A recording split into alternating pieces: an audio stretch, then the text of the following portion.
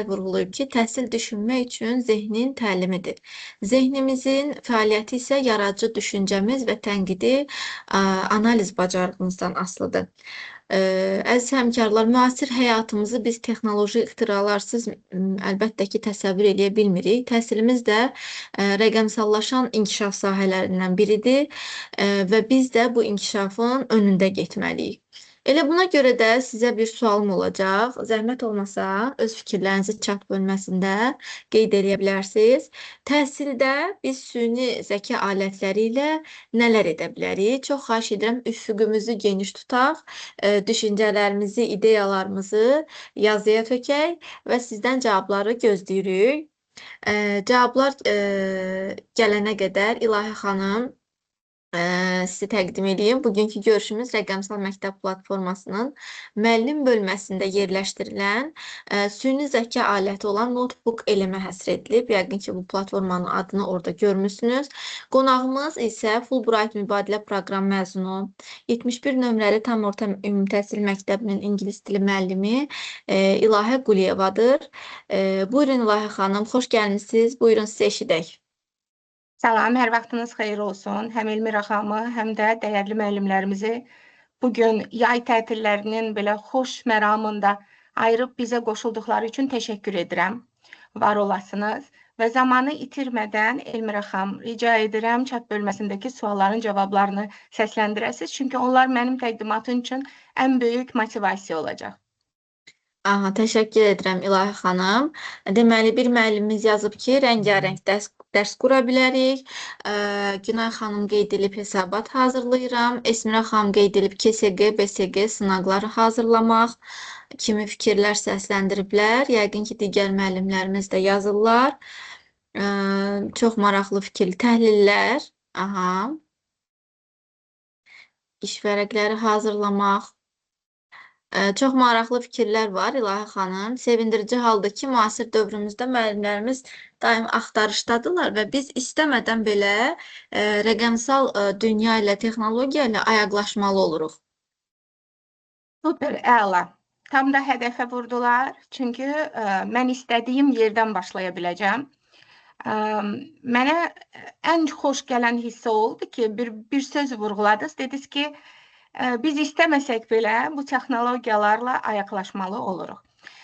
Bir çox insanlar söyləyirlər ki, süni zəkanın inkişafı ilə əlaqəli bizim artıq tənqidi analiz bacarığımız, düşüncəmiz, yaradıcı təfəkkürümüz dayanacaq və biz bunlardan istifadə edə bilməyəcəyik. Amma mən heç də bununla razı deyiləm. Və bunu xatırlatmaq istəyirəm ki, əsrlər boyu İstənilən yeni ixtiralar bir mənalı qarşılanmayıb. Və təbii ki, süni zəkanın təhsildə istifadəsi də heç də bir mənalı qarşılanmır. Və Sokratın bir gözəl misalı var, onu söyləmək istərdim. Bilik düzgün istifadə olunanda xeyir, yanlış istifadə olunanda ziyan gətirə bilər. Və mən tələsik olaraq mənim özümü də çox maraqlandıran bir süni zəka alətinə keçid etmək istəyirəm.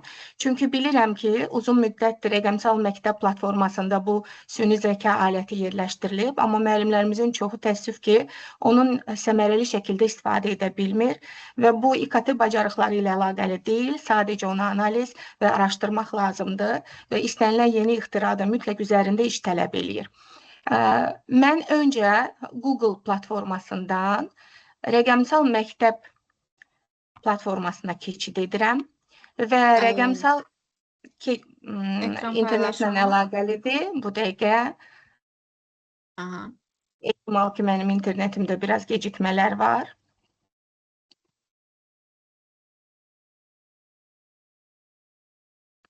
Görsənir Elmira xanım? Hələ ki, yox. Tamam. Yenidən cəhd edirəm. Ekran paylaşıldı mı? Bəli. Tamam, əla. Öncə Google-a keçid edirik və Google-dan araşdırma forması olaraq rəqəmsal məktəb platformasını keçid edərək artıq bizə tanış olan bir səhnə açılır və bu səhnəni dəfələrlə dərs prosesində belə görə bilirik.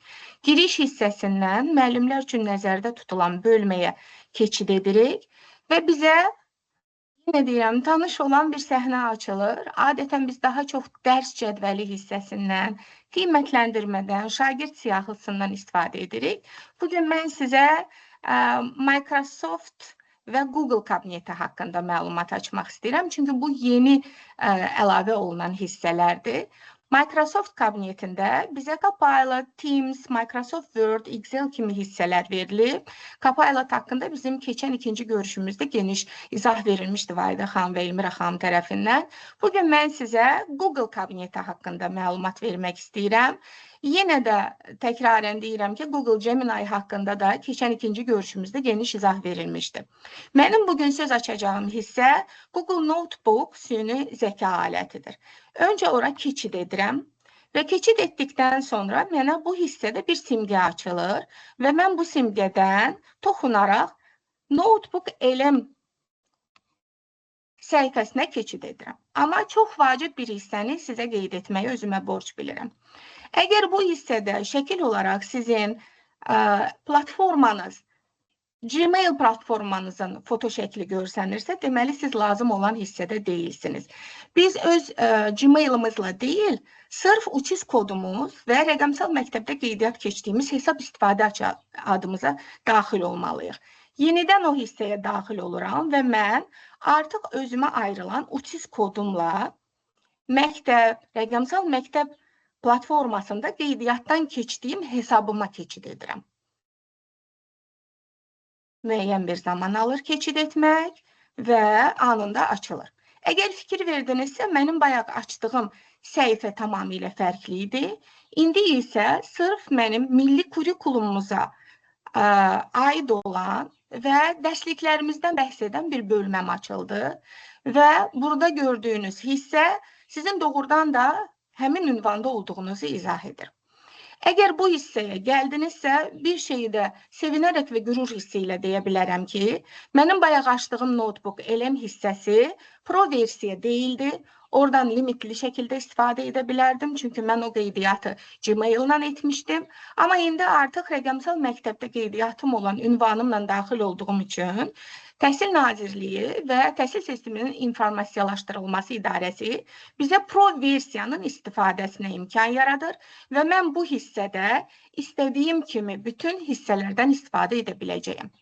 Öncə deyim ki, Notebook elm ingilis dilindən tərcümədə kitabça deməkdir, yaddaş kitabçası və yaddaş kitabçası sizin istənilən dərs və məzmun xətti üzrə araşdırma işinizi təşkil edə bilər.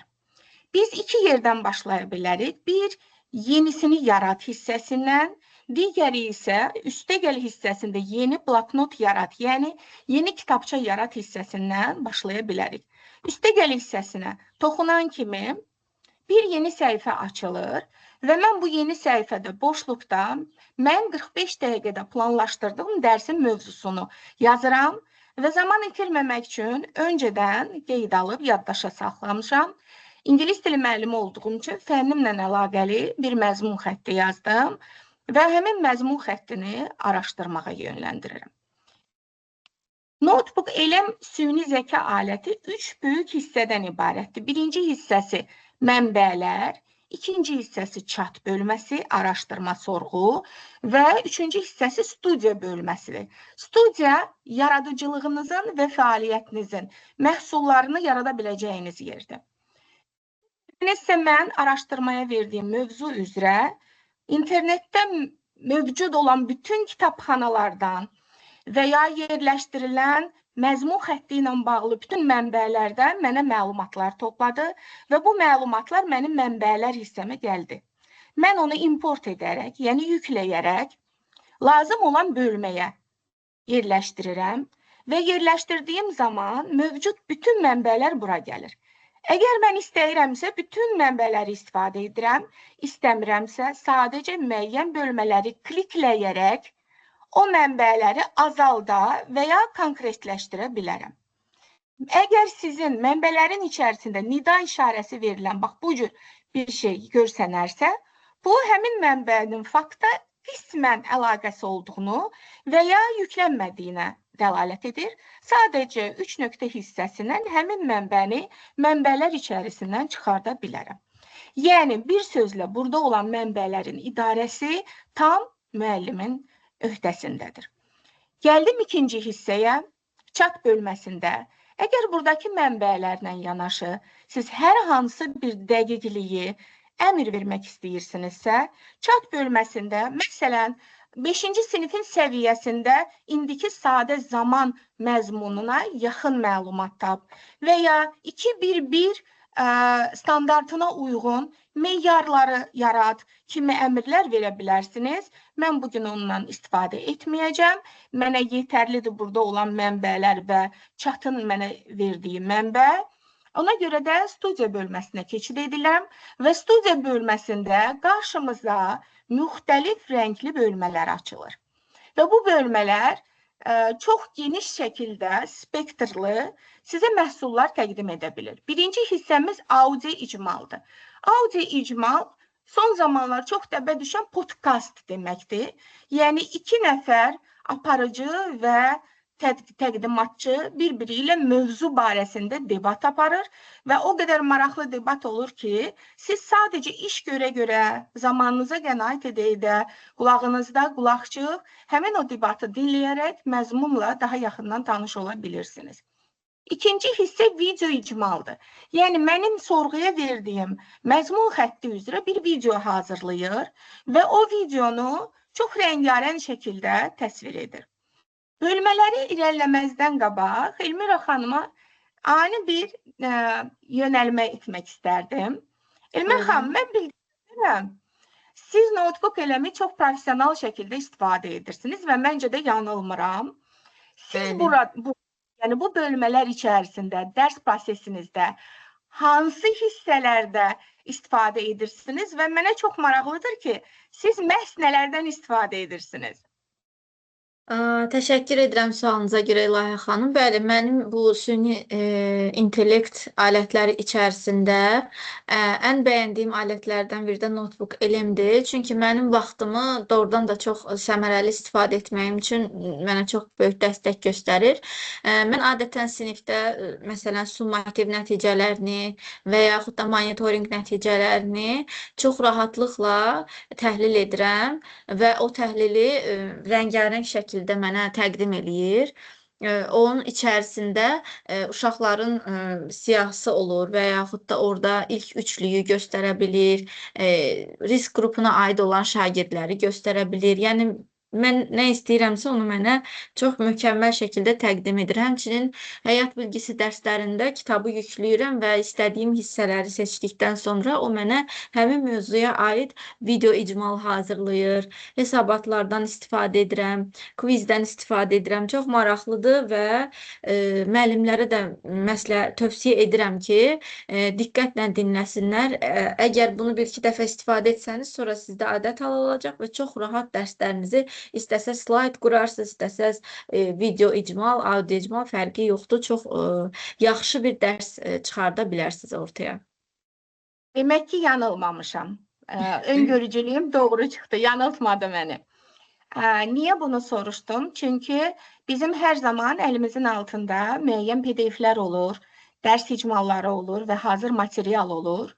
Mən təkcə internetdən yüklənən mənbələri deyil, bizim kompüterimizdə və ya telefonumuzda olan müəyyən PDF və ya Word sənədini belə bura yükləyib ona görə hər hansı bir məhsul tələb eləyə bilərik. Bu zaman bu web hissəsini mənbələrdə sadəcə Google Drive hissəsinə dəyişirik və Google Drive hissəsinə dəyişdiyimiz zaman artıq bizə web internetdən mənbələr deyil, Drive-ımızda, yəni kompüterin yaddaşında olan bütün mənbələri bizə yükləyəcək.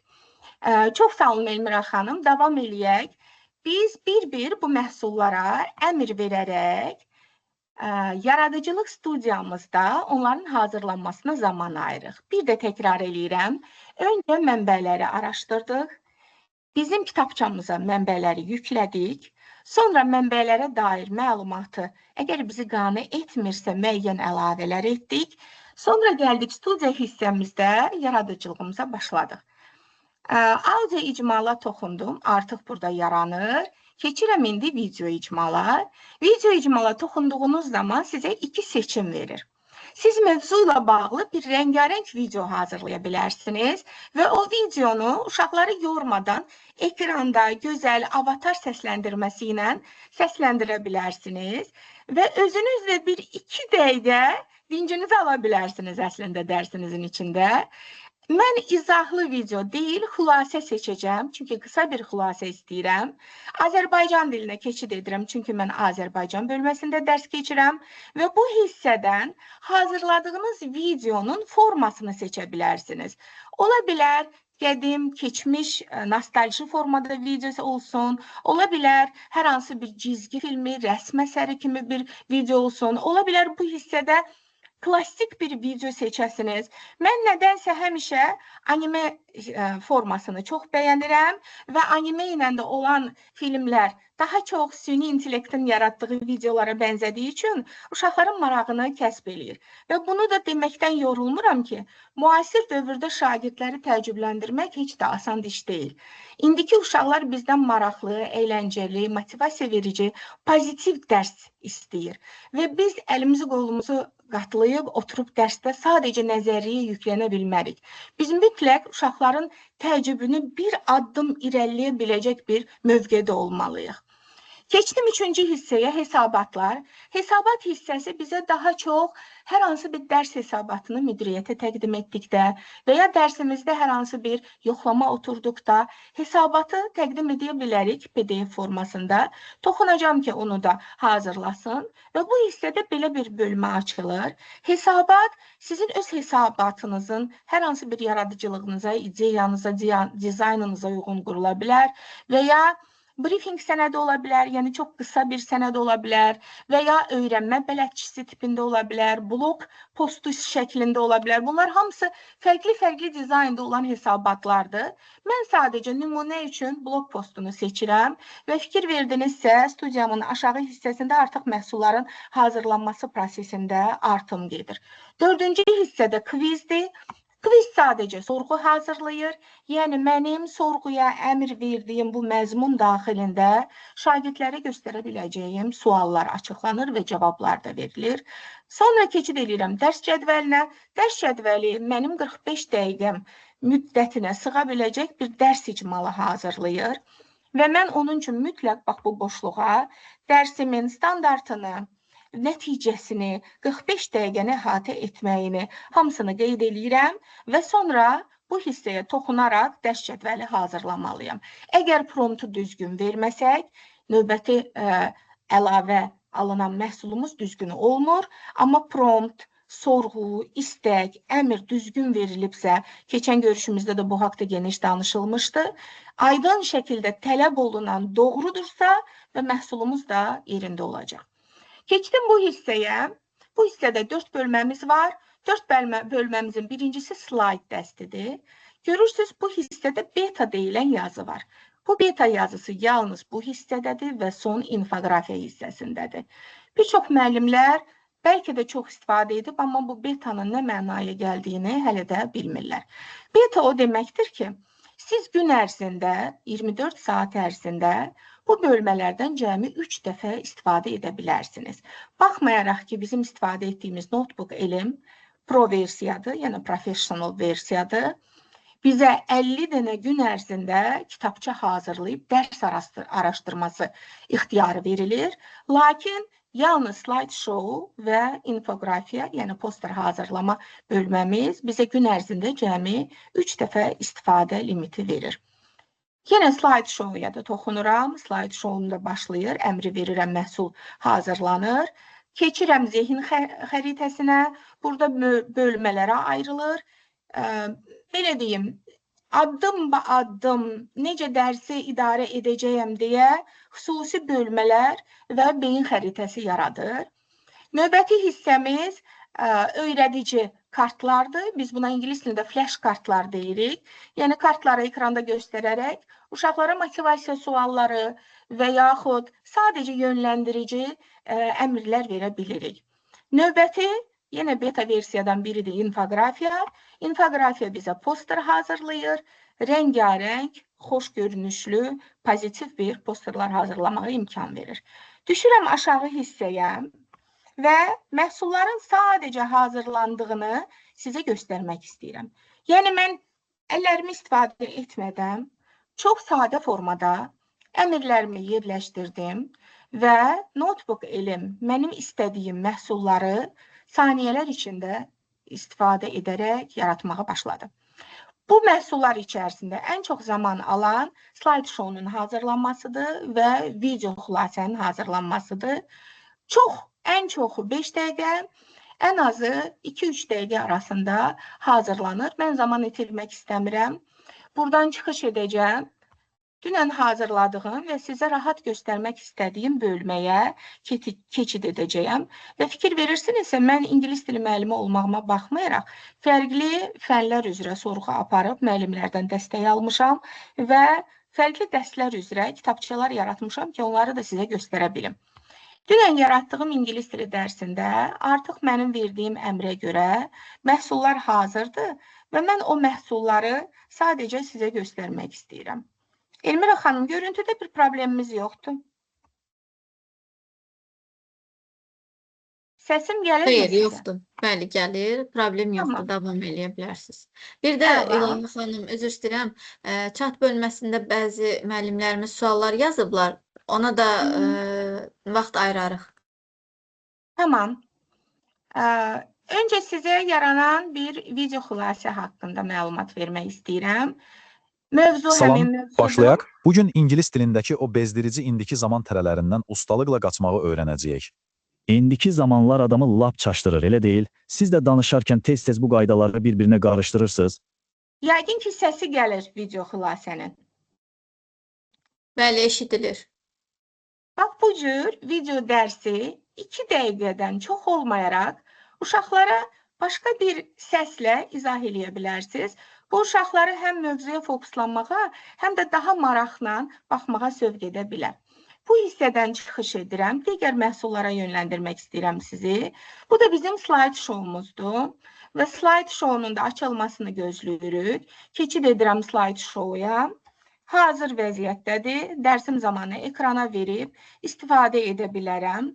Bu, sizi hər hansı bir qəfil qonağın qarşısında belə üzü qara çıxartmayacaq və sizin saatlarla oturub hazırladığınız, cümlələri seçdiyiniz, nümunələri qoyduğunuz slide show-unu çox asan bir zamanda 5 dəqiqənin içərisində sizə dərsə, mövzuya dair slaydı da hazırlayıb verəcək.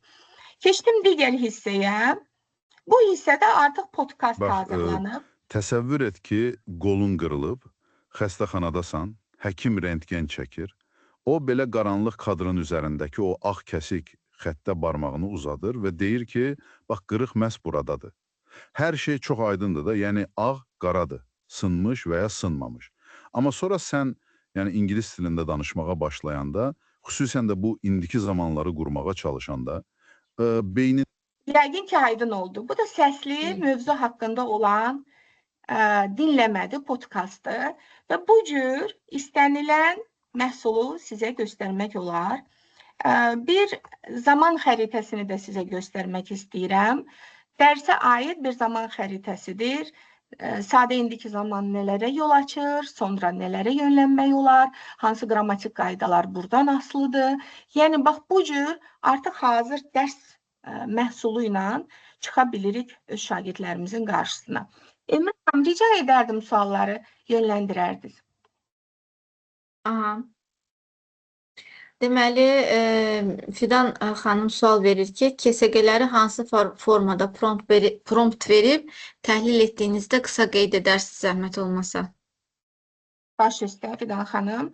KSG-ləri hazırladığınız zaman daha çox biz Copilot-dan istifadə edirik. Amma notebook elimdə də istifadə etmək olar. Dərsin icmalını yerləşdirirsiniz kompüterin yaddaşından mənbələr hissəsinə və chat bölməsində aydın şəkildə yazırsınız ki, 7-ci sinif səviyyəsində diferensiallaşma qorunmaqla səviyyələr izlənərək KSG, belə deyim də, summativ qiymətləndirmə üçün verilən sualları və cavabları yerləşdir, yarat. Və keçən dəfə görüşdə də Vayda xanım dedi, süni zəkan çox ağıllı bir zəkadır. Ona daha çox nəvazişlə yaxınlaşanda daha düzgün əlaqələndirir bizi. və xahiş edirəm, rica edirəm kimi kəlmələrə çox tez cavab verir və bizim özümüzə də çox maraqlı gəlir ki, niyə belədir. Amma biraz düzgün səmt verməyəndə, kobud xahiş edəndə hiss eləyirsən ki, müəyyən cavablar bizi qane etmir. Və bir şeyi də vurğulamaq istəyirəm. Deməli, mənim təlimlərim olur süni intellektlə əlaqəli və bu təlimlər həm şagirdlər üçün, həm müəllimlər üçün, həm universitet tələbələri üçün olur.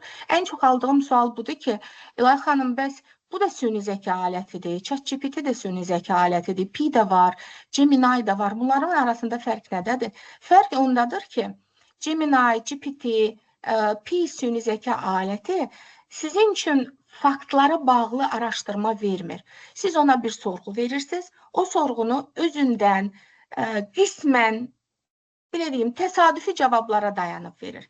Amma Notebook LM elmi hər hansı bir mənbələrə, kitabxanalara, məsələn, sözü gedən Notebook LM alətində milli kurikulumumuz üzrə bütün standartlar, dərsliklər yerləşdirilib və sırf o dərsliklərə, o mənbələrə dayanaraq etibarlı, düzgün mənbədən olan cavab verir və biz şagirdin yanında yanlış olmuruq. İkinci sualı zəhmət olmasa, Emrah xanım. Bir müəllimimiz qeyd edir ki, mən bu funksiyaları telefonda daha az görürəm. Yoxsa necə? Elədir?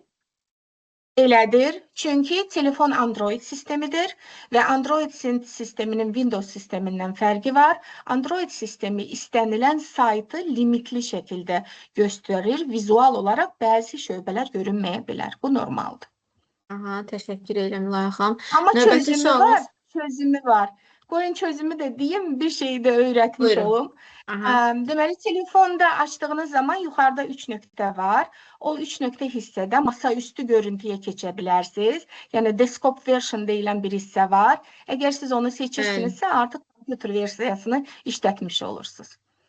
Fidan xanım KSQ testi yox, təhlilini istəyir. Bayaq İlahi xanım qeyd elədi, hesabatlar və yaxud da slayd hissəsinə yazdığınız KSQ-ni Word sənədə yazmısınızsa, kağızdadırsa və yaxud da necəsə, yəni onu bura yüklüyürsünüz, ya hesabat ya da slayd hissəsindən təhlili əldə edə bilərsiniz. Esmira xanım sual verir ki, PDF-i Teams proqramına necə yükləmək? Teams proqramına yox, Notebook eləmək yükləməliyik, səhv etmirəmsə. Yəni ki, Teams sadəcə biz sizin bura hal-hazırda qoşulduğunuz bir platformadır, onlayn sistem üçündür. Yəni onu Notebook eləmək yüklüyürsünüz. Bəli, notebook eləmə əslində kompüterdən yüklüyürük. Kompüterimiza lazımı sənədi yerləşdiririk və notebook eləmdə yəqin ki, müəllimə biraz gec qatılıb, bizim daxil olunma prosesimizi görməyib. Bir də keçid eləyirəm o xanım üçün. Bu hissədə bizim araşdırma hissəmiz var. Bu hissədə seçirsiniz Drive-ı və Drive-a birbaşa burada adını, sənədin adını yazırıq, yüklüyürük. Aydındır, təşəkkür edirik.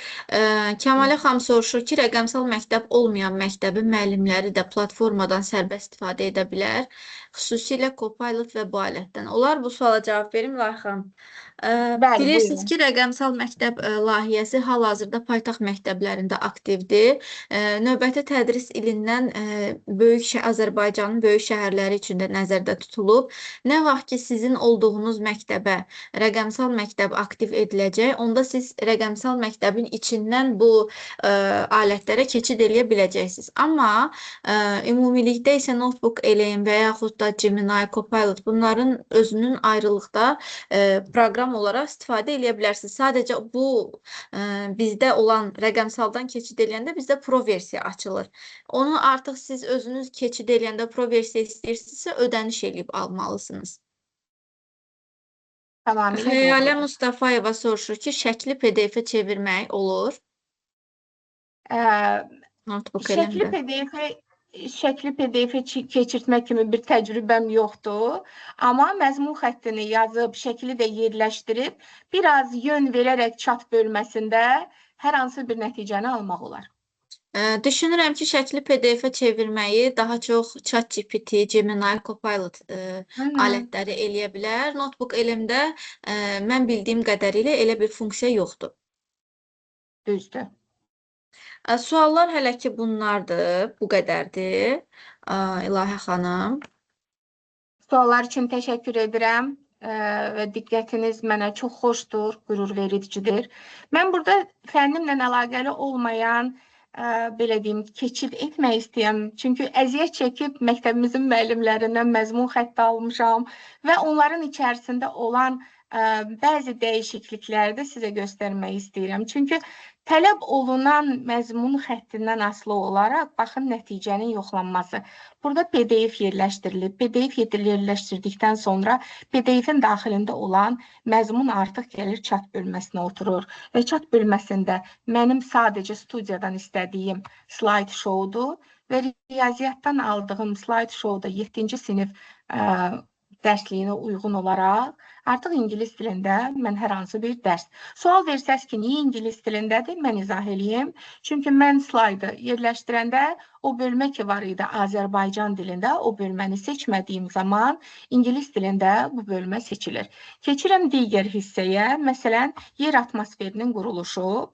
Azərbaycan dilində araşdırma verilib, hissələrində mənbələr sənəd formasında, Word formada yerləşdirilib və aşağı hissədə artıq dərslərin məhsulları var.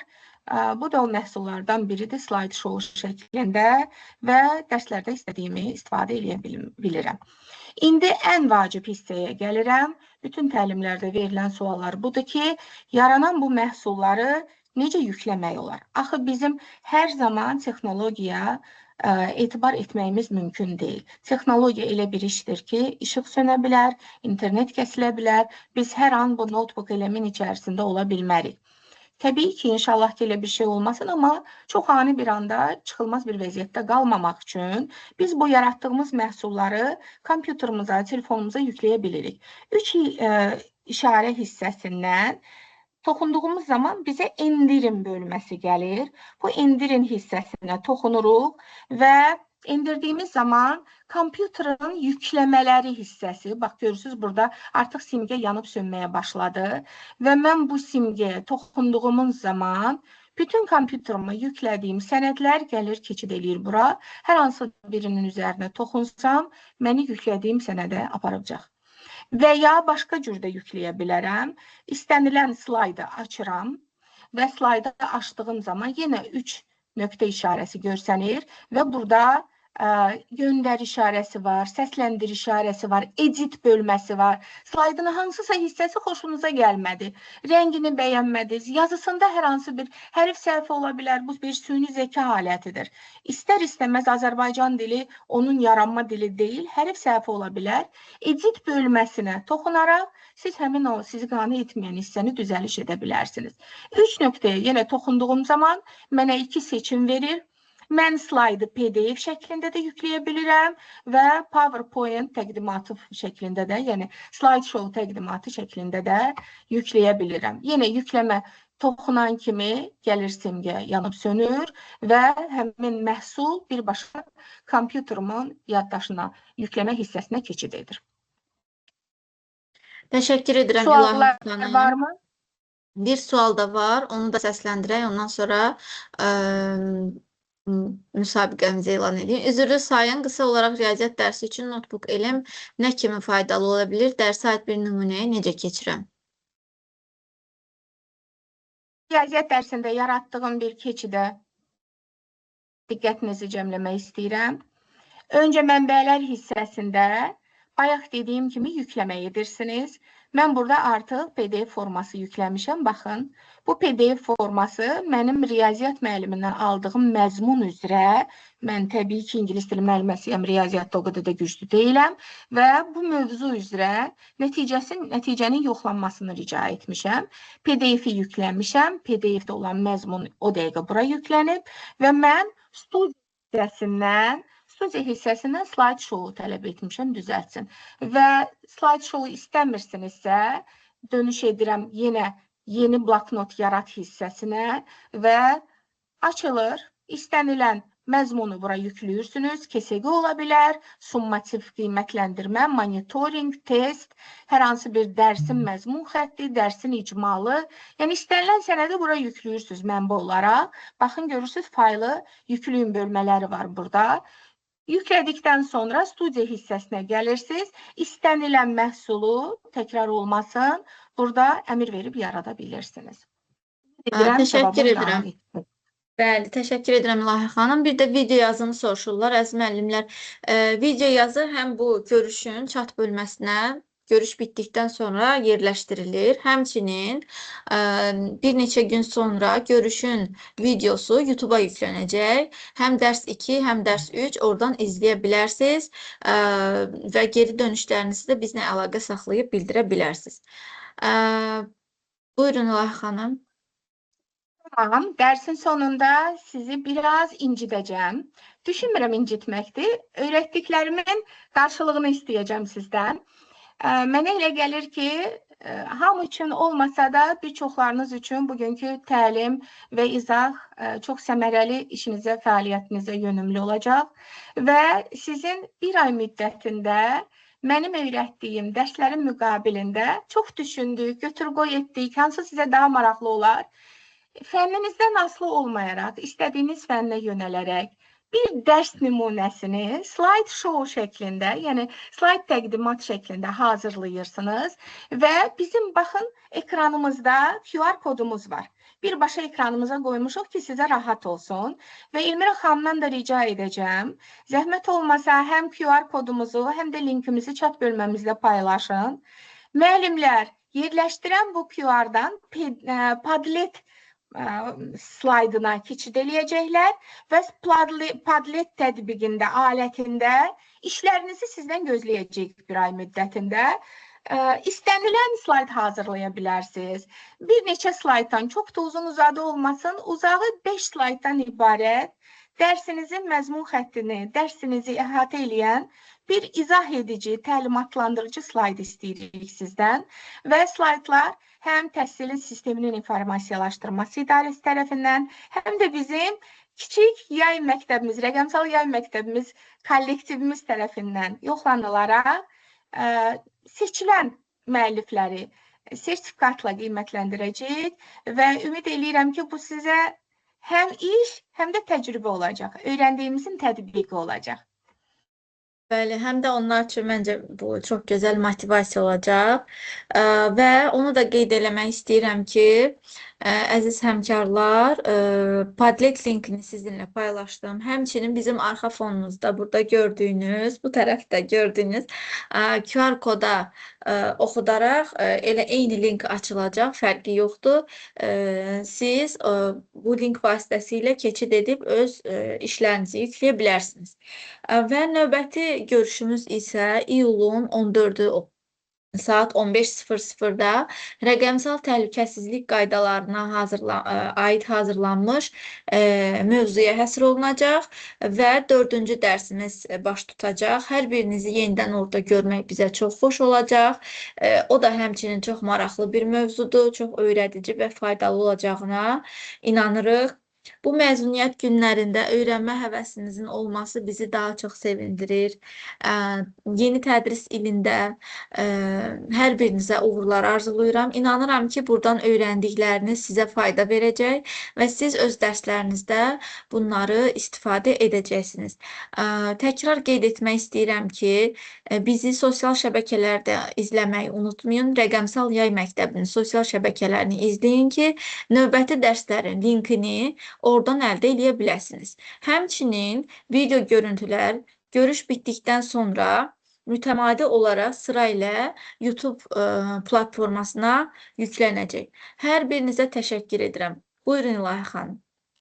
Çox sağ olun, dəyərli zamanınızı ayırıb bizə qoşulduğunuz üçün, bizə dəstək olduğunuz üçün, təlimimizi daha maraqlı etdiyiniz üçün sizə təşəkkür edirik.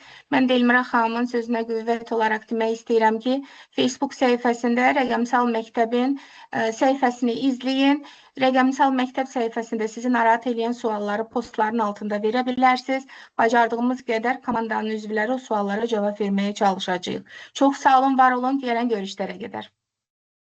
Çox sağ olun İlahi xanım. Sağ olun əziz həmkarlar. Sağ olun.